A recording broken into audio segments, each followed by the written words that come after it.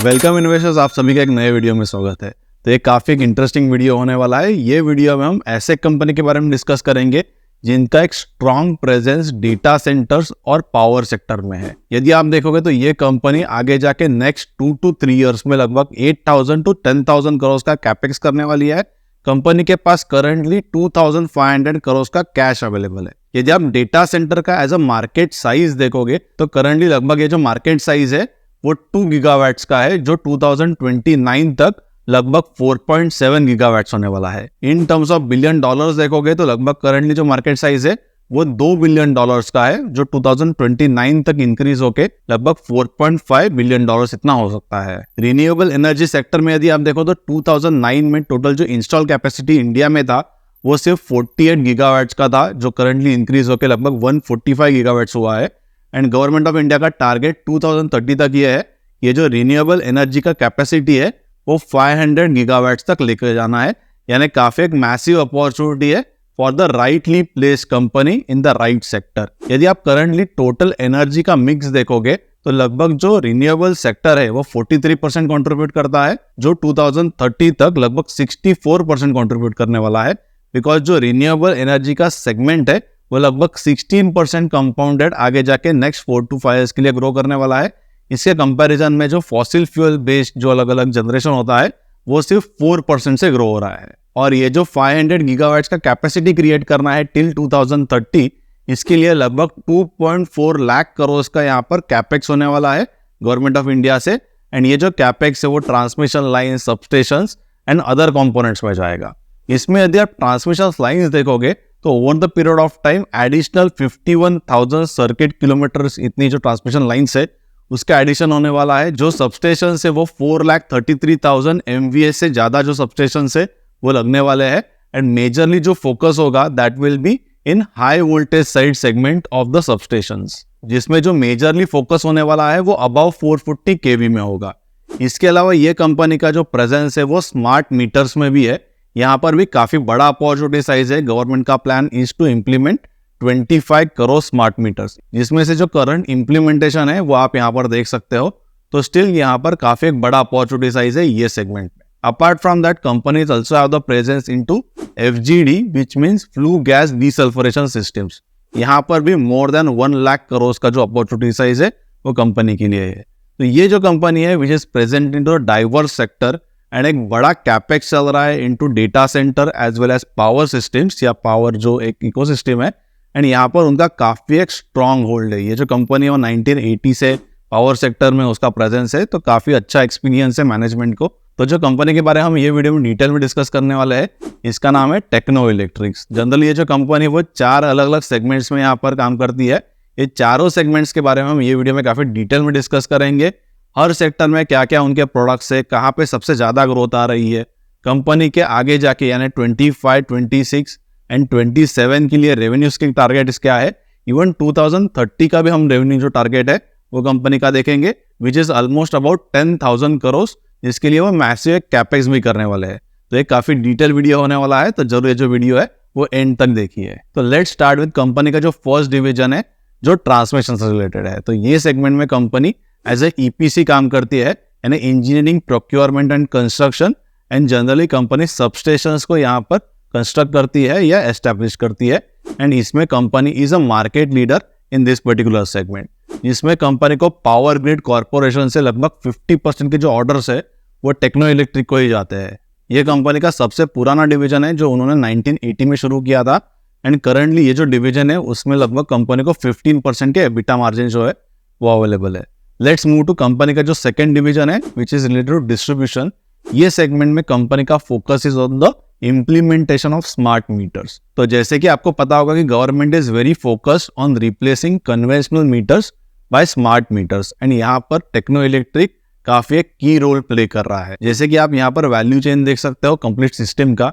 तो ये value chain में techno electric will be acting as AMISP, which means Advanced Metering Infrastructure Service Provider, and Techno Electric will be working on installation and infrastructure development for the smart meters, जिसमें Techno Electric ये जो smart meters है that they will be procuring from their vendors and आगे जाके वो discoms को बेचने वाले हैं। पहले टेक्नो इलेक्ट्रिक ये जो अलग अलग स्मार्ट मीटर्स है वो चाइना से इंपोर्ट करता था, but after make in India का जो एक नया विजन शुरू किया है, उसके बाद में मेजरली जो प्रोक्योरमेंट हो रहा है ये मीटर्स का buy techno electric is from Schneider. Smart meters के सेगमेंट में करंटली कंपनी का जो मार्केट शेयर है that is around 5%, and company का जो मेजर फोकस होगा that will be on the smaller cities. Currently ये सेगमेंट में कंपनी का जो ऑर्डर बुक है वो 2400 करोड़ का है, and every year company is planning to add 1500 to 2000 crores of revenues in this particular segment, and they will be deploying around 2 million smart meters. इसके बाद में let's discuss about their third segment which is power generation। इसमें particularly वो जो FGD systems होती है, यानी flu gas desulphurisation systems, जो सल्फर के एमिशंस को रिड्यूस करने के लिए यूज होता है। ये सेगमेंट में गवर्नमेंट ऑफ इंडिया ने काफी स्ट्रिक्ट लॉज लाए थे 2018-19 में, बट करंटली ये जो सेगमेंट है यहाँ पे थोड़ा स्लो डाउन चल रहा है, बट साइज ऑफ अपॉर्चुनिटी काफी बड़ा है which is more than 1 lakh crore. इसके बाद में कंपनी का लास्ट और फोर्थ जो सेगमेंट है that is related to data centers. इसके बारे में हम ये वीडियो में थोड़ा आगे जाके डिस्कस करेंगे। उसके पहले ये देख लेते हैं कि कंपनी के पास टोटल कितना ऑर्डर बुक अवेलेबल है। तो जैसे कि आप ये चार्ट में देख सकते हो तो कंपनी के पास टोटल सारे सेगमेंट्स मिला के 9100 करोड़ का ऑर्डर बुक अवेलेबल है, जिसमें कंपनी और 5000 करोड़ के लिए बिड किया है कंपनी ने, जिसमें कंपनी को एक्सपेक्टेड है कि एटलीस्ट 3000 करोड़ के एडिशनल ऑर्डर्स जो है वो आगे जाके आ सकते हैं। यानी इन टोटल नेक्स्ट 3 इयर्स में कंपनी को लगभग 10,000 करोड़ के जो रेवेन्यूज है वो एक्सपेक्टेड है। इसमें से यदि हम सिर्फ ट्रांसमिशन सेगमेंट के ही ऑर्डर बुक देखेंगे तो लगभग 4900 करोड़ का है, और इसमें से जो करंटली कंपनी L1 है उसका ऑर्डर बुक लगभग 1200 करोड़ का है, जिसमें 2 ऑर्डर्स है फ्रॉम PGCIL एट नीलगर एंड जेरोवी जो टुगेदर 478 करोड़ का है। इसके अलावा जो ऑर्डर है वो AGCIL का है जिसका ऑर्डर वैल्यू 522 करोड़ का है, एंड और एक ऑर्डर इसमें है जो अदानी से है जो लगभग 135 करोड़ का है। Let's now discuss about company का जो लास्ट सेगमेंट है and very very important segment जो डेटा सेंटर्स का है। तो डेटा सेंटर ये सेक्टर में करंट एक बूम चल रहा है। इंडिया में लगभग करंट जो कैपेसिटी है वो 2 गीगावाट्स का है, जो नेक्स्ट 4 to 5 ईयर्स में मोर देन डबल होने वाला है। तो इसमें कंपनी के करंटली 3 प्रोजेक्ट चल रहे हैं। फर्स्ट जो प्रोजेक्ट है वो उनका चेन्नई में है, सेकंड जो प्रोजेक्ट है वो कोलकाता में है, एंड जो थर्ड प्रोजेक्ट है जिसमें कंपनी ने एक जॉइंट वेंचर किया है या एक बेसिकली टाई अप किया है with RailTel. So let's now discuss about all these 3 projects in detail. तो कंपनी का जो फर्स्ट प्रोजेक्ट है which is at the Chennai, ये लगभग 40 मेगावाट का डेटा सेंटर है या 24 IT मेगावाट का डेटा सेंटर है, और ये प्रोजेक्ट कंपनी 4 फेजेस में इंप्लीमेंट करने वाली है। इसमें से जो फर्स्ट फेज है वो Q3 2025 तक ऑपरेशनलाइज होगा, एंड इसमें पर फेज के लिए कंपनी को लगभग 400-450 करोड़ का कैपेक्स एक्सपेक्टेड है। इसमें से जो फर्स्ट फेज है इसका लगभग 305 करोड़ का जो कैपेक्स है वो कंपनी ने ऑलरेडी कंप्लीट किया है। तो ये जो डेटा सेंटर का थीम है इसमें कंपनी का क्लियर विजन ये है कि कंपनी बिल्ड करेगी वो डेटा सेंटर को, उसके बाद में उसको ऑपरेशनलाइज करेगी एंड आगे जाके लीज आउट करेगी। In this data centre particular segment they won't be doing any EPC work, and company का 2030 तक का जो प्लान है in their data centre particular division वो लगभग 250 मेगावाट्स का है। चेन्नई के डेटा सेंटर के बारे में डिटेल्स देखने के बाद let's discuss about their second division या सेकंड डेटा सेंटर, जो बेसिकली उनको कोलकाता में एस्टेब्लिश करना है जो वेस्ट बंगाल में है। तो यहाँ पर यदि आप देखो तो ये जो डेटा सेंटर है वो लगभग 15 मेगावाट IT लोड इतना हो सकता है। इसके लिए जो लैंड है वो यहाँ पर उनको गवर्नमेंट से मिलने वाला है, एंड ये जो डेटा सेंटर है वो भी अलग अलग फेजेस में आएगा। जो फर्स्ट फेज है वो 2027 तक आ सकता है। इसके बाद में कंपनी का जो थर्ड प्रोजेक्ट चल रहा है जिसके लिए कंपनी ने एक टाई अप किया है विथ रेलटेल, इसमें कंपनी लगभग 102 जो डेटा सेंटर्स है उनको इंप्लीमेंट करने वाली है, but these will be the smaller data centers जो एज टेक्नोलॉजी है इससे ये जो डेटा सेंटर है that will be get implemented. इसके कंपैरिजन में जो फर्स्ट 2 डेटा सेंटर्स है, एक चेन्नई का और जो दूसरा वेस्ट बंगाल का, that is for the hyper scalars. और टेक्नो इलेक्ट्रिक का ये जो टाई अप है विथ रेलटेल, इसमें रेलटेल उनको बेसिकली लैंड प्रोवाइड करने वाली है, एंड ये जो कंप्लीट मॉडल होगा वो DBFOT ये मॉडल पे बेस्ड होगा, यानी design build finance operate and transfer, जिसमें उनको 20 ईयर्स के लिए जो असेट है वो यूज करने का परमिशन मिलेगा, and after 20 years techno electric will be transferring this asset to RailTel. और यहाँ पर टोटल जो कैपेक्स होने वाला है to establish this 102 data centres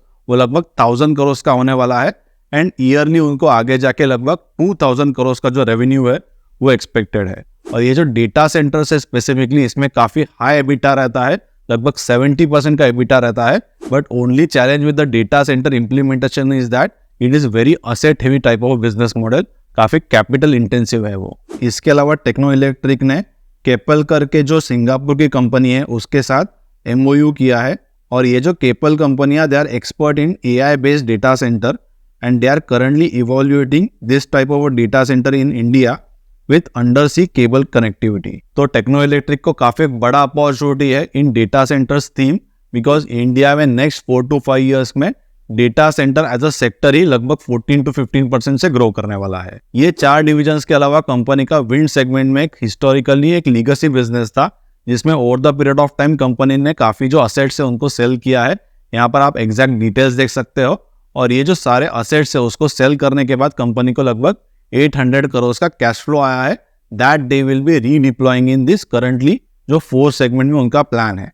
यदि आप टोटल कैपेक्स देखोगे कंपनी का नेक्स्ट 2 to 3 ईयर्स में, वो लगभग 8,000 to 10,000 करोड़ का प्लान है। एंड इसके लिए ही कंपनी ने रिसेंटली 1250 करोड़ का QIP भी रेस किया था, एंड कंपनी के पास करंटली लगभग 2,500 करोड़ का कैश या इसके अलावा इन्वेस्टमेंट्स अवेलेबल है। यदि हम मैनेजमेंट का रेवेन्यू गाइडेंस देखेंगे तो 2025 के लिए 2,500 करोड़ का है, 2026 के लिए 3,500 करोड़ का, 2027 के लिए लगभग 4,500 to 5,000 करोड़ का, एंड 2030 तक कंपनी को 10,000 करोड़ का रेवेन्यू अचीव करना है, which is very very massive target.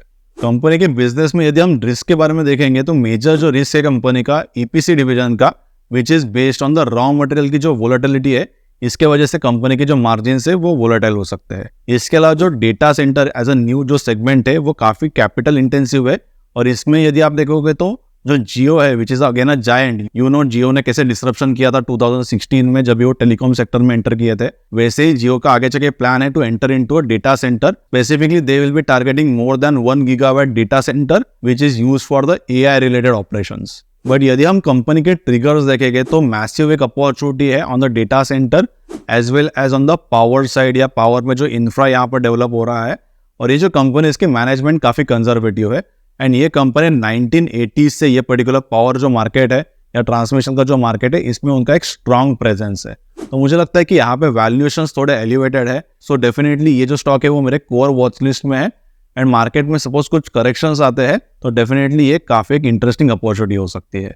तो ऐसे ही बहुत सारे जो स्टॉक्स है वो हम अर्ली आइडेंटिफाई करते हैं। माइक्रो कैप क्लब में मैंने बहुत सारे micro and small cap companies के बारे में अलग अलग रिपोर्ट्स क्रिएट किए हैं। हम मैनेजमेंट के साथ इंटरैक्ट भी करते हैं, ऐसे मोर देन 30 मैनेजमेंट्स के जो इंटरव्यूज है उसकी रिकॉर्डिंग आपको माइक्रो कैप क्लब में मिल जाएगी। हम स्कटलबट भी करते हैं, यानी मैं और मेरी टीम अलग अलग फैक्ट्रीज को विजिट करते हैं। We discuss with promoters, we discuss with their employees या बेसिकली उनके जो कॉम्पिटिटर्स है, so that we get a in depth understanding about what's happening on the ground.